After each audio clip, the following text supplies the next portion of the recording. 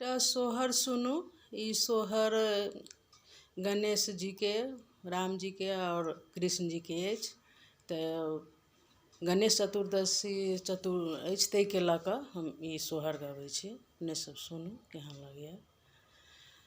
किनिक के जनमल रामचंद्र, किनिक के कन्हैया जी रे, किनिक के जनमल रामचंद्र, किनिक के कन्हैया जी रे, ललन रे किनिक के जनमल गणेश की, तीनू घर सोहर रे, ललन रे किनिक के जनमल गणेश की, तीनू घर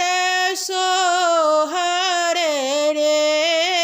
कौशल्या के जनमल रामचंद्र, जसोदा के कन्हैया रे, कौशल्या के जनमल रामचंद्र, जसोदा के कन्हैया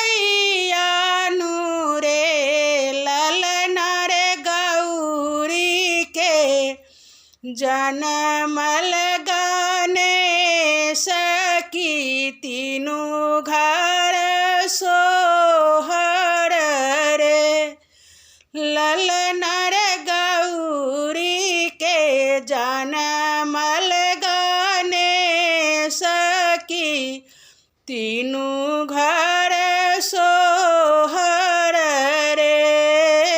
के ओलू टबायन धाना, के ओ धेनु गैयानु रे, के ओलू टबायन धाना, के ओ धेनु गैयानु रे, ललन रे के ओलू टाबथिया शीश की, तीनू घर सोहर रे, ललन रे के ओलू टाबथिया शीश की, तीनू घर सोहर रे।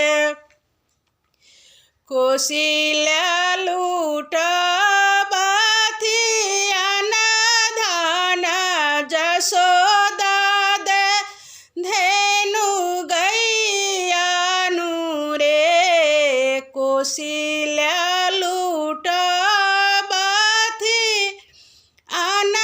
धान, जसोदा धेनु गैयानु रे, ललन रे गौरी लूटा बथुआ शीश की, तीनू घर सोहर रे, ललन रे गौरी लूटा बथुआ शीश की, तीनू घर सोहर रे।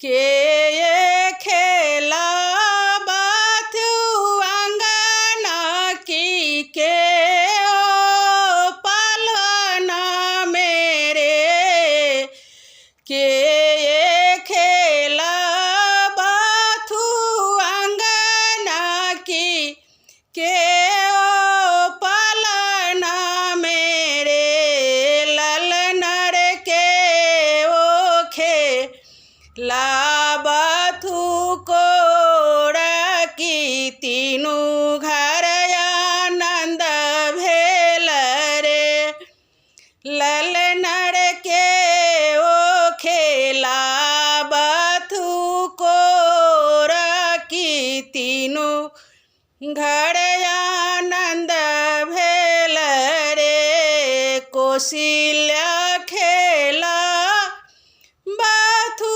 अंगना की जसोदा पलना मेरे कौशल्या खेला बथु अंगना की जसोदा पलना मेरे ललनर गौरी खेला बथु को की तीनों घर आनंद भेल रे ललनर गौरी खेला बथु को की तीनों घर आनंद भेल रे।